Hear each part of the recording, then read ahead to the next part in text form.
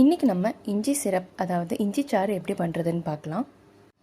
50 gram இஞ்சியை தோல் சீவி குட்டி குட்டியாக கட் பண்ணி மிக்ஸி ஜாரில் போட்டு அதோட coriander seeds 1 tablespoon, cumin seed 1 teaspoon போட்டு நல்லா அரைச்சிக்கோங்க.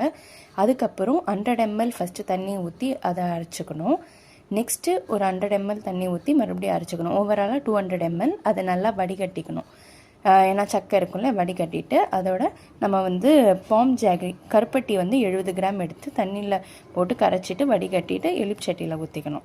ஊற்றிட்டு நல்லா கொதிக்க விடுங்க. நல்லா கொதித்ததுக்கப்புறம் முதல்ல இஞ்சி வச்சு சாறு அரைச்சி வச்சுருப்போம் இல்லையா, அதை இதில் விட்டு நல்லா கிண்டிக்கிட்டே இருங்க.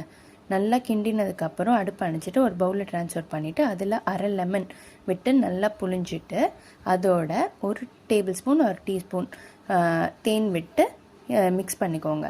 அவ்வளோதான், இஞ்சி சாறு ரெடி.